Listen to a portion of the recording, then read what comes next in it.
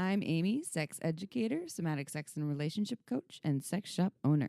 And I'm April, VP of an international high-end pleasure products company and boss queen sex toy mogul. We're best friends who make our own rules about who we are as sexual beings.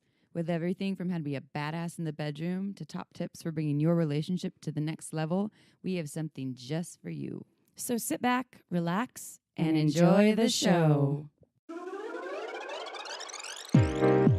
Don't forget to head on over to our website at shamelesssex.com for more.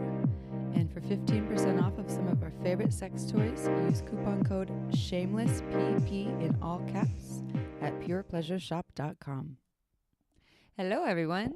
Hey, y'all. How you doing? Welcome to the mom episode. It's the moms, the long-awaited moms episode. Yep. We have our mothers here in the house ready to share with you what it was like to raise these two devils. Yes, we actually had a request for this. Really? We did. So a listener wrote us a few months back. I don't remember. Was it on our when. survey, maybe? No, it wasn't on our survey. It was an actual email that said it would be funny if our moms could come. And I was like, well, actually, my mom is visiting. Perfect. And this day, it's today. I want to say when we're recording, to all you listeners out there, depending on when you listen, today is the vernal equinox. It's a summer solstice. And I love today because it's the longest day of the year, daylight-wise. And it's beautiful to have our moms who birthed us out of their vaginas here. Well, no C-sections? No? No. Okay, no C-sections. Vaginal. I knew you were vaginal. You didn't know I was vaginal? I didn't know.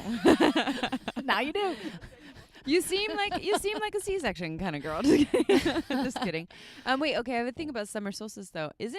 People always say it's the longest day of the year, but isn't it the start of there's like 2 or 3 longest days, meaning that it stays long. I think I know this happens with winter solstice, and this might be summer solstice too, but this is the longest day of the year, and tomorrow and the next day will be equally as long, or maybe get a little longer, but then it will go down from there. Well, I know that depending on what quadrant you are on, it's the shortest day of the year in Australia, right? Daylight-wise. Yeah. But I know that today is known to be, and I don't know if it depends on where you are, maybe in relevance to the latitude or longitude. Yeah. So because I know that days are longer in general when you're in Alaska, right? Like throughout. So I'm not exactly sure. Maybe we should fact check I've been correcting that because I've been like, solstice longest day or solstice shortest day. And be like, actually, you get 3 of them. And I'm like, oh, sweet. my So bad. that's actually, I always get a little depressed after today because I'm like, the days are getting shorter. Oh yeah, you have 3 good days and then it's all downhill. All right, so 2 more days to party. Then you're screwed. And I'm back on the wine. Oh, she's drinking the wine again. And what kind of wine are we drinking today? We are drinking Margins wine, the Chenin Blanc. So I have to make a quick correction, too, because I spoke with the winemaker, Megan Bell, who's a fantastic human being. Love her to death. Shout out to you, Megan, if you're listening to this. I know you do. So I had made a comparison because one of my great friends also had compared the look of the Chenin Blanc to sour beer. And actually, there's no direct comparison between sour beer and this wine that we're drinking, only the look. Yeah. So it has nothing to do with the sour beer. So my apologies, and I'm correcting myself. I was wrong. Yeah, it's definitely a fine wine and not a sour beer. That sounds like it's not sour beer. I mean, it's my B. It's my B. But I like to correct myself and admit when I'm wrong. So I told her, I'm like, oh, I'm so sorry. I didn't mean to give the wrong information. I didn't say it was a sour beer. I just said it looked like one. And she's like, I know, but just wanted to let you know. So you can go to marginswine.com to learn more about what we are talking about. This delicious wine. Yeah, and the thing is, she's such a beautiful winemaker that you will get to enjoy wines that you have never been able to really experience outside of very boutique vintners wine choices. So check out marginswine.com, sign up for her newsletter. She will have new releases starting. She's bottling in July and selling them in August. And we'll have some special offers actually through Shameless Sex. So keep listening because they're coming. And then maybe you can order some Margins wine, and then as you listen to our podcast, you can drink a glass with us. Yeah, do it. You'll like it. But not while you're driving, because that's where a lot of people listen to the podcast. I know. You have any announcements before we start on our podcast? I'm busting my Midwest accent out just so you guys can get ready for my mom. Because your mom's here. My mom's here. How do you say it? Yeah, give us a sentence of your accent. This is like when she leaves me a voicemail. Hey, April, it's your mom. Cute. That's adorable. That's great. Oh, that's so cute. You can't hear her, but she said she's never calling her. She always says, You used to talk like that too, April. Yeah, until you moved to California. That's right. Remember when I worked with you at that restaurant when I first moved to California, Amy? On the wharf. And people would always make fun of me when I said mom. And remember we worked with a person named Todd. Just say Tad, and I called him Tad. And I was like, hey, Tad, you see your orders up. But Tad. it's spelled with the O, so it was Todd. But everyone would laugh, and I was like, why are y'all laughing? And they're like, because you say Todd really funny. I was like, how do you say it? Did you work on getting rid of it? Yeah, I worked hard. You really worked? Oh, I concentrated. Would you say you cried? I concentrated. I cried while I was concentrating. Todd. Wow, that's some trauma, man. You got to work on that. Announcements. The only announcement I have is the my Shameless Intimacy Retreat, which is such a brilliant name. And my partner actually helped me with that name too. Beautiful name, and then he suggested that we can brand that, and then we could use that too, like Shameless Intimacy. Anyway, I'm TMing that shit right now as we TM. speak. I'm on. No one else touch it. Wait, TM? It's ours. Yeah, trademark. Yeah, it's already done. Sorry. TM. You owe me 50 cents every time you say it. TM. 4 couples is almost full. There's only 2 spots left, meaning 2 couples, and it is July 7th and 8th in Santa Cruz. You can sign up on purepleasureshop.com's website. And there's always the 15% discount at purepleasureshop.com. You can use coupon code ShamelessPP and people use that regularly, and it's works. So check it out. We have a lot of suggestions on a lot of our podcasts, but also if there's something that you've heard of or seen, you can get it at Pure Pleasure. They have a great selection. Although you're not supposed to use it for workshops. I must clarify that. It's just for sex toys. This is true. Just for products on the web. Yep. The only announcement I want to make is that September 22nd, 23rd, both Amy and myself will be in Brooklyn, New York. We will be at the it's called the Sexual Health Expo in Brooklyn. Look that up. I think it's sexualhealthexpo.com. I better double check that, but I'm pretty sure it is called. It probably is not that. Damn it. But we will be there. We are going to do a live podcast there. We'll have a little booth set up, and we're going to teach a workshop of sorts, and I will be emceeing. So check us out. Oh my God, you are just pure entertainment. And I think this podcast is going online tomorrow. Sure, yeah. So I just also would like to announce that I'm teaching in Chicago, as I said last week, but I'm teaching in Chicago on the 27th, I want to say. Is that a Wednesday? July. No, June. Of June, I mean. This is good, like in a couple days. Yes, I think the 27th is Wednesday. 27th Wednesday of June. I'm teaching it from 9 to 10:30 p.m. at Taboo Taboo. If you want to come learn about G-spots, P-spots, and female ejaculation. And P-spot is the prostate. Yeah. So it's for everyone, all bodies. Yay. All right, let's stop with announcements and let's start talking the moms. The moms. Mom. All right, so we're going to do a little mic dance here. I feel like people do know about your mom. A lot of people are like, oh. Hello. Hi. That's my mom. Yes, well, because we own Pure Pleasure together, Uh-huh. a mom and daughter store. I mean, how many moms and daughters own sex shops together? It's No. not There your are probably normal. a couple here and there. So last night, I have to tell you all a story. Last night, I was teaching my Orgasmic Bliss men's sexual pleasure class. And I had a class full of it was like 10 people. It was a nice small class. And I was doing the deep throating demo, which is what I do at the end of the class. And my hands were sticky because they were covered in lube. And I was like, we need some paper towel. Mom, will you bring the paper towel? And they're all just cracking up. They're like, you're asking your mom for paper towel So while I you're come deep throating. upstairs and I say, we're a mom and daughter team. I can support her in her deep throating. Yes, which is... That's where your jaw clicks. You open up your jaw to take that dildo down. My jaw doesn't click. I opens up really wide. Oh, you mean, it's like sword swallowing. Yeah, that's pretty dope. It's pretty similar I've to seen sword you do swallowing. it. It's impressive. You've seen me do it? With a dildo. Oh, yeah. Well, yeah. And I gag. I start dry heaving if I try to do that. yeah, it's a fine skill, really. Not my finest, but I've kind of got it down. I've had a lot of practice, mostly with dildos. P.S. Where we're recording, there's a daycare next door, and I love that. Oh, no. The children went home for No, the but day. it's late. They're fine. they're Yeah. fine. So anyways, the moms here. Let's introduce the moms. April, tell us a little Hi, bit about Mom. your mom.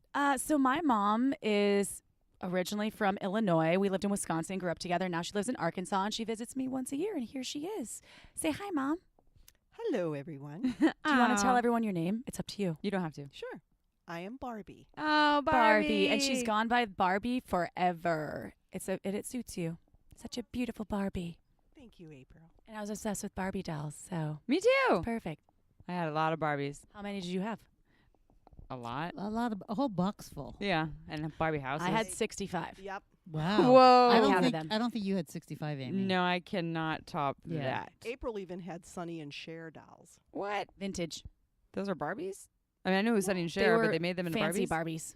You're fancy. They were from the 60s. Did you ever make your Barbies have sex? Yes. Yeah. What And age I do you dressed think? the men up like in female clothes. Really? And my That's brother would be awesome. like, "Don't tell anybody I'm going to play Barbies with you."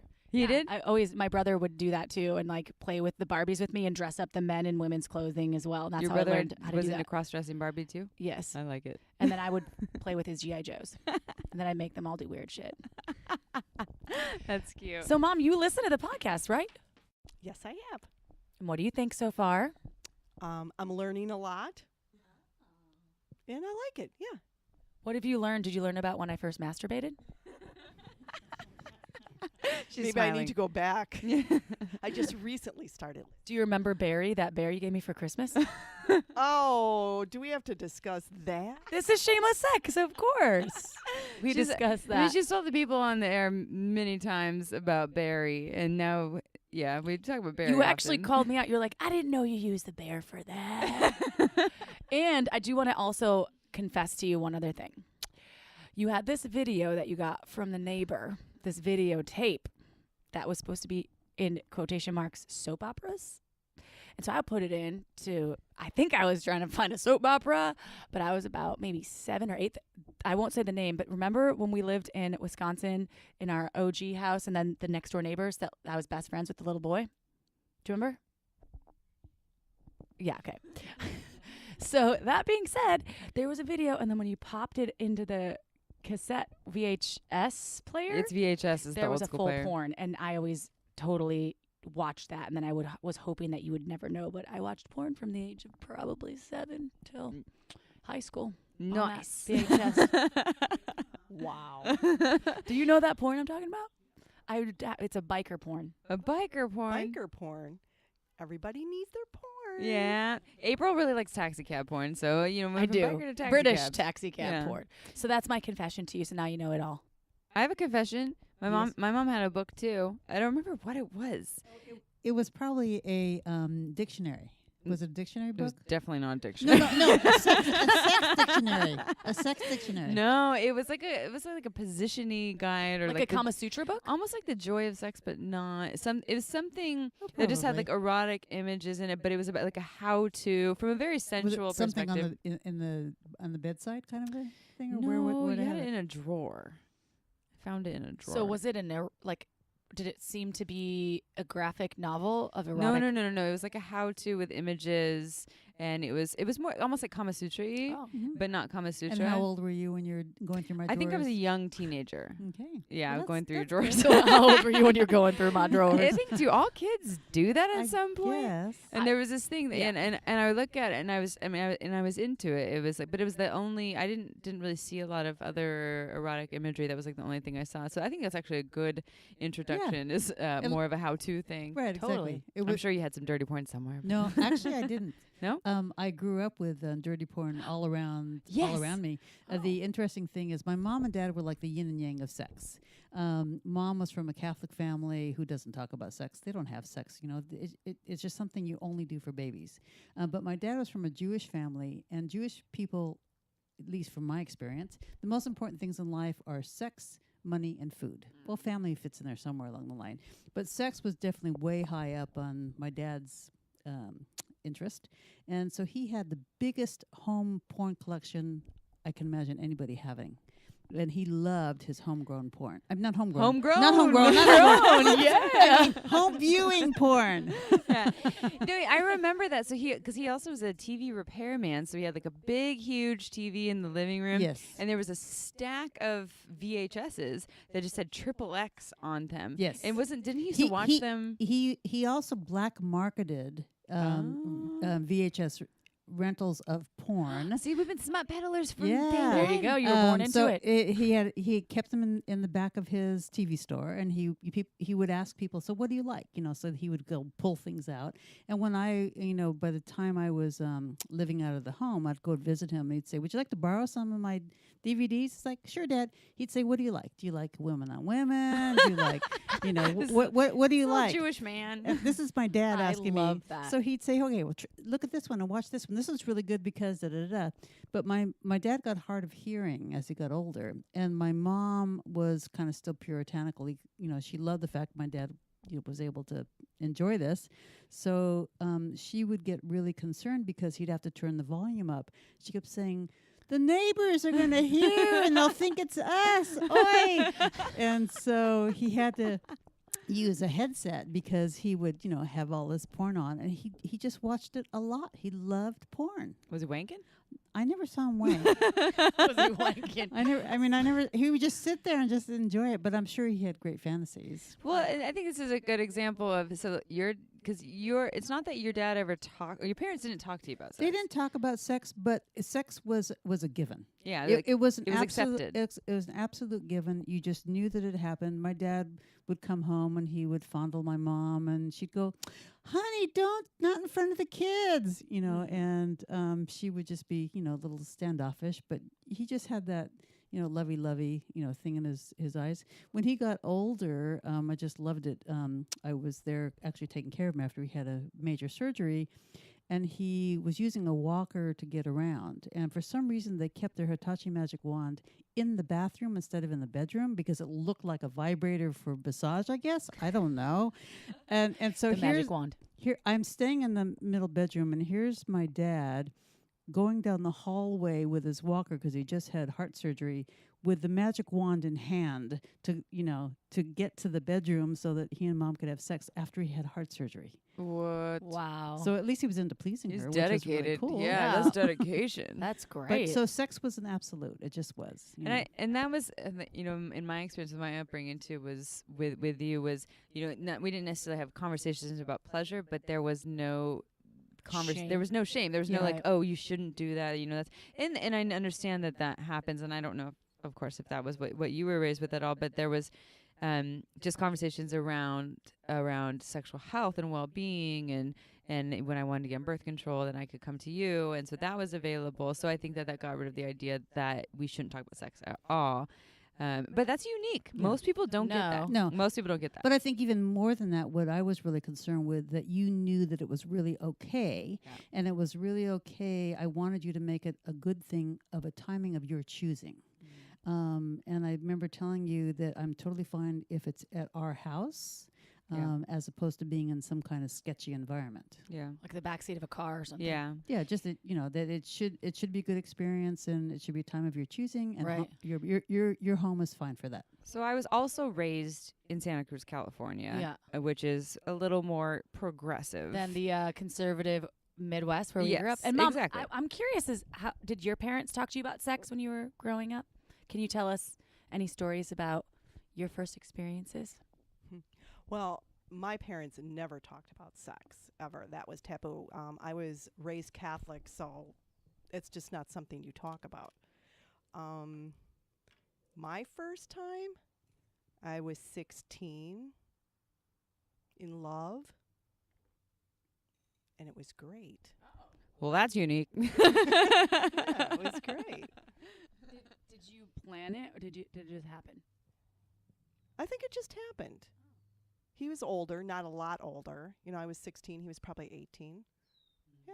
But did you? So where did you actually know? How did you actually know about sex and like the information? What was like? How did you know what Sex to do? education class. So they actually, Or friends. Your Yeah. friends always tell you where you ask them. Gym Yeah. class. gym class, all gossiping and Yep. stuff. So, but sex education was more like what not to do. You might get pregnant if you do this. Yeah, it Mhm. wasn't like, hey, this is how to have an orgasm. Usually not the conversation. No, Mhm. that you learn on yourself. Yeah, that was more like learning trial and error and that Mhm. kind of practice. Correct. Uh-huh. What about what about you and with April? What kind of was there any conversations about sex? I would imagine not if your upbringing was Well, not no, that. I think April and I have always had a really open relationship. Her and I can talk about anything. Am I correct? No, it's true. However, the first time that I talked to you about sex, I was like, I think I need to get birth control. And you thought the best method was abstinence. Well, of course, you're my daughter. Of course. I want you to be 30 and a virgin. Nope, didn't happen. I mean, I was sexual my whole life. I was like humping fucking stuffed animals. I know that now. I probably could. Maybe you could have had the sex talk with me. Yes. And thank you for that Kama Sutra book you used to have under your bed when you were married to my stepdad. You're welcome. That really helped me. Well, that's funny because so I was raised with a little bit more openness, and there was definitely never any abstinence, and I actually didn't hump teddy bears or do a lot of any of that stuff. I was, which I wish I would have, because I actually think that starting to self pleasure at a young age with fingers or with the stuffed animal actually is a really healthy practice, and it develops really a sense of what your body wants and likes at a young age, as opposed to being 18 and not knowing and relying on someone else to do it, or 16 or 15 or however old anyone is. So I kind of wish I was, but it's funny that I mean I'm thinking that April's upbringing worked in her favor, just saying. Yes, I used to dry hump my second grade friend that we were best friends. We didn't know what we were doing. We're just like, we would be fully clothed dry humping each other until orgasm. Now Mom knows second grade. everything. Wow. I didn't know what was happening. I think when we're younger, though, we all do that. We all masturbate. Wait, but did you dry hump and masturbate, Mom? You never told me. This is I Shameless am Sex Podcast. speechless. This is that's funny because before the podcast they were like, so what are we gonna talk about? I was, I don't know. April's kind of running the show. Probably not anything too crazy. We're not going to be asking you about like your first sexual experiences. Well, Yeah, thanks, April. Mom, you have no shame, though. Look, and this is a good thing for you. It's consensually, though. I want you to feel consensual about it. I want to force you, because you are a shy person, which is Yes, I am. and I'm yeah. the opposite of that. I always drag. I don't like anybody knowing my business. yeah. And Yeah. you like everybody knowing your No, business. I don't Yeah. love everyone knowing my business. I'm just like, what do I have to lose? I'm running for office in 2020. Maybe I'll be the next president. I mean, honestly, with the way politics are going these days, you are a wonderful candidate. It's on. It's happening. Yeah, I vote for you. You get See, what Mom, you you would see. vote for me. Oh, I know I would. Of course. That's fun. That's cute. Okay, so let's see.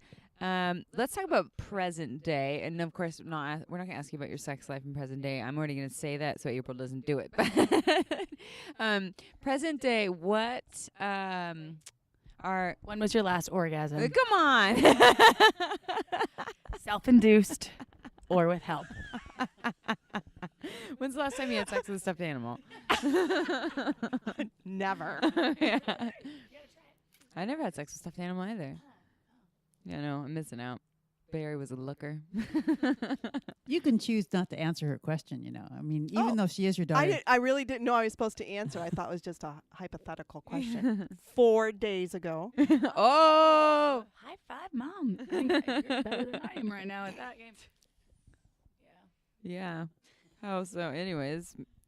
Well, I got a tampon. Oh my God. You're gonna have to edit Again, that I part. said April likes everybody to know her business. Yeah, she's open. She's a little open, but you haven't always been like that. It's been like part of your journey of unleashing the inner wild child, perhaps. I think I've always been open. I mean, I think overall I like to talk about things deep. I think internalized stuff that I've masked, like my daddy issues, have really taken time. So, but when it comes to sex, I've never been really shy about it. No, I don't think so. I mean, obviously, I wasn't telling my mom about my teddy bear thing, but I didn't know what I was doing then. I had no idea what it was. It just felt good, and it was like a sensation. Mm-hmm. And I knew that I did it on my own, like when my mom was at work Yeah. by myself She with MTV turned This on is- really loud. But this is what kids do. This is what they do. They find their ways. And this is, the parenting that is like, I'm going to make sure my kids never masturbate and do these things. They're going to find a way. There's a moment when you're not looking and they're diddling themselves and they find a way to do it. Well, anything you tell your kids not to do is like the reverse of what they're going to do. They want it So more. It's like you don't tell I mean, it would be stunting the humanity in a being to stop them from touching themselves. Well, and I think I was told as a kid not to eat candy with artificial coloring. So and what did you do when I I turned my ate back? a Love lot of that candy shit. with artificial coloring. Would you have been if you knew I was diddling myself, as Amy says, would you have kind of shamed me for that, or would you just been like, hey, do that on your own in private? Mom, what would you have what angle would you have gone with as a parent? There's no correct answer. And there is no correct answer. Or maybe you have advice for folks out there, listeners, that have children diddling themselves. I don't know. What do you think? This is a free range conversation. Well, this is just me speaking because everybody is unique in their own way, but your age would have probably freaked me out because you were so young. I mean, we think of you as our little girls. You're always going to be our little girls. You're still my little girl. Aww. So, and I didn't have that open relationship with my parents. Yeah. So it's really hard to Yeah. Your Well, parents never talked to you about sex ever. never. Mm. You know, when I first had my period, I remember my mom taking me in the bathroom and I was like devastated because I had blood coming out of me. It was like, what's going on? And she just took me in the bathroom and handed me a Kotex and said, here, put this on. And that was it. That was the end of the conversation. yeah, no So explanation. was it a yeah. pad or a tampon?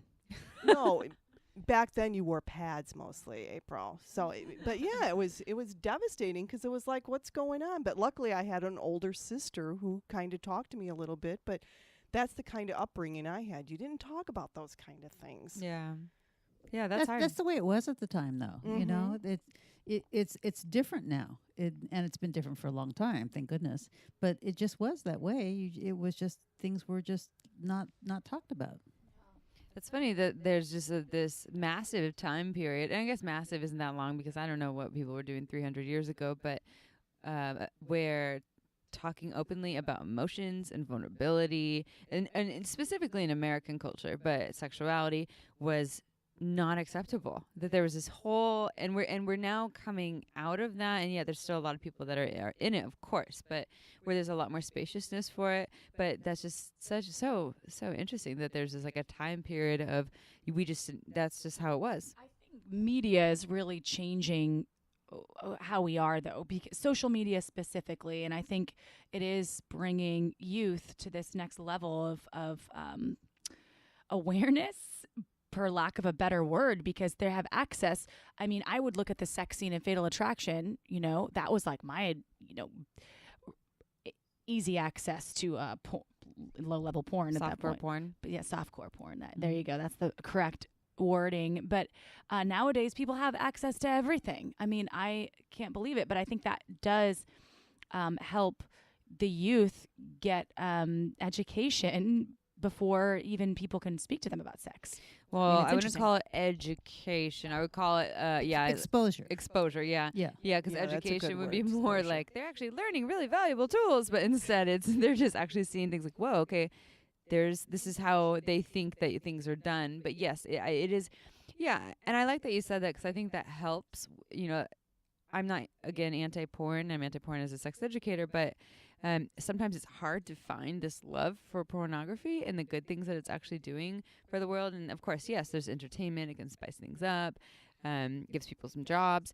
And there also, as April just suggested, that there is this exposure to sex is normal, you know, and that there, I guess it creates maybe a little more room for openness, but then the downfall is it's a very narrow, it's very, very, very select in terms of the ideas of what sex should look like. I have a question for you, Mama. So you have a daughter that has a sex podcast, as you do too, Janice. Yes. But you work in sex toy industry, if you will, or Yeah. the pleasure products industry, Janice. So it's a little less of a factor, I think, a shock factor. But for you, Mom, do you tell folks like that I have a sex podcast, that I work for an international sex toy company, or what do you say? Do you tell them that I sell makeup? Well, that's a good question, April, because my job is I'm an office manager at a church. So when that question is asked a lot, because people always want to know what your children do, and I just tell them you're an international salesperson. I might say toy, and thank goodness they've never asked what kind of toy. I can't wait until someone asks you for some children's toys. I will send you whatever I can. Probably anal beads because they could double as a children's teething device. They're dog chew toys. Totally, it works. Yeah, why not? That's awesome. I mean, I respect you for whatever you need to do and whatever you feel safe with. But I just was wondering because we've never talked about that. It's funny because I asked my father the other day if he needed a masturbation toy because he's single now. And that was awkward. Let me tell you. Well, Not surprised. and I have no shame in what you're doing. It's just that the job that I have does not allow me to be that honest with people. Yeah, of At least course. about that. Yeah. Right, correct. But I'm not ashamed of you. No, I'm proud of you. Aw. The help you're bringing people is amazing that you two do. She's proud of you, Chia.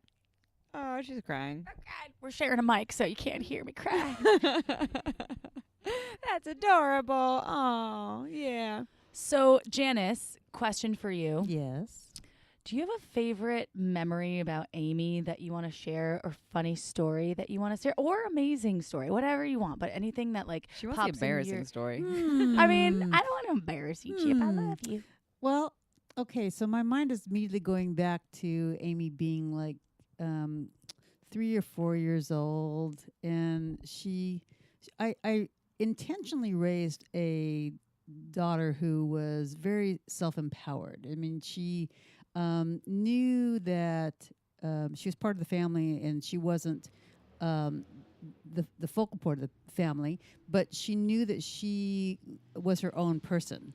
And at one point, when I was disciplining her or whatever, she said to me, "Well, you're not the boss of me."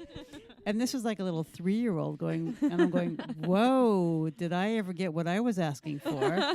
Oops. She's like, I'm the boss of me, Mom. You don't even know. And it's like, yeah, you're right. You are the boss of you. Uh-huh. But But you there, still have to do what I say. that's 'cause right. This There are is a safety some issue. things that I'm the boss. Sorry. There are some times where moms get to be the boss, but she definitely was a very empowered human being from the very beginning. Well, and she also, I remember when I was like a teenager, young teenager, and my mom and dad would be like, "You're doing the dishes tonight." And I looked at them and I was like, so about that. The art of negotiation. She was a good negotiator, yes. We are equals, right? I wouldn't just tell you to do the dishes, would I? No. So I think that you need to ask me to do the dishes, and then I will gladly do them. And they were like, I didn't do it in that accent. So, but Amy, what do you think about doing the dishes tonight? oh yeah, sure, I'll do them. Okay. Why not? Oh, that's so cute, little Amy voice. I love when you do your little mini Amy voice. Amy voice. Here I am. That's my Amy voice. I'm cute. Yeah, you were definitely. You are. You always have been very adorable. Yeah, I was a little brat sometimes too, though. You were. Yeah. So I'll own that.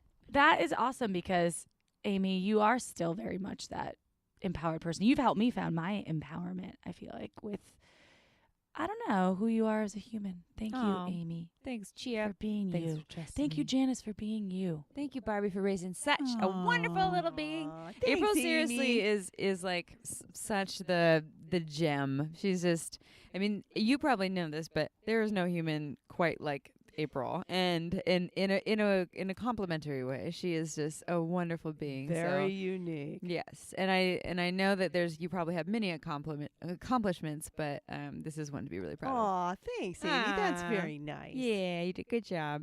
See, absence only education still works. Still creates awesome humans. Okay. Well, anything else that we want to ask our moms while they're here? I just want to say thank you for putting up with us. I Thank you know. for raising us. Thank you for changing our diapers. Thank you for putting all of my Breastfeeding food me. in the blender I and stuck feeding it me on everything your that you ate. And for what? Wait, I Oh, missed I- that. I was saying something Well, funny. I never bought baby food. Oh, you made all your baby food. Yeah. No, That's- well, she that's just your- blended her own food. Yeah, she That's And I ate she that. would eat whatever we had at the table, but I would puree it for her. So I she love never. that. I never bought jarred or packaged baby food. So Janice is trying to show me up right I'm, now. I'm My mom's like, sorry. you had a plethora of hot dogs and some mac and cheese. Yeah, Mac and cheese. But you live in the Midwest. Midwest. Yeah. Hey, it was Midwest. Hey, we were in Santa Cruz. It's Yeah. kind of different. We're, we I was the little Earth mother, Yeah. and that was just Well, and everyone thing. wonders why I turned out to be such a hippie. So Yeah, it was only a matter of There it time, really. is. Seriously, I was like, my mom looks at me and she's like, God, you get. The worst is not the right word, but you just turn more and more. oh yeah. get I- more But when out I there met every day. you, we were the opposite. We've really changed roles. When I met Amy, I was way more of a hippie. Little humble child. Festival, humble. Mhm. I had like some dreadlocks, and now you're getting there. I might have to brush your hair later. Hey, I washed my hair yesterday and I brushed it. And there's no, I love dreadlocks, but I'm saying, like, you know, sometimes people are. What are you trying to ask- say, Chip? They're like, "Hey, girl, did you sleep in did you brush your hair with a rock yesterday?" That's what I've been asked before. No one's asked me that. People ask me I that. was like, Not yeah. Amy, no me, I've- because I wake up and my Yeah, hair but like. April, the thing is, you didn't brush your hair. That's true. Yeah, that's the difference. No, I was not talking. Your hair always looks beautiful. I'm not talking about your hair, but Oh, I'm like, yeah, I remember oh. meeting you, and you literally I don't brush my hair. I still don't really brush it. I have a really broken up brush upstairs that I use every once in a while. instead of your bear. I mean, that was good. no, it buried. got lost. Somehow it disappeared in between moves. I think someone stole that. They're probably sniffing it somewhere in Kansas right They probably now. sold it in the black market. Yeah. Yes, it could be sold It's somewhere. like Someone has Barry right now. Panties She has that a you can red sniff. dress, flannel T-shirt. If anybody's seen my bear, I will gladly accept put it. an ad I on the have milk a carton. picture of it in my baby book that you made me, Mom. I'm gonna actually take a picture of that. You Mm. you saw it. Uh-huh. Oh Amy? no, I saw a picture Yeah. of Barry. I also saw a picture of April when she was 7 and 8, and that That my perm- mom gave me a that perm. that she had. Have you not learned your No, lesson? It was with actually perms? really adorable. It was super cute. Don't do it now. P.S. but We're not adorable. posting that photo. So if you're an Instagram fan,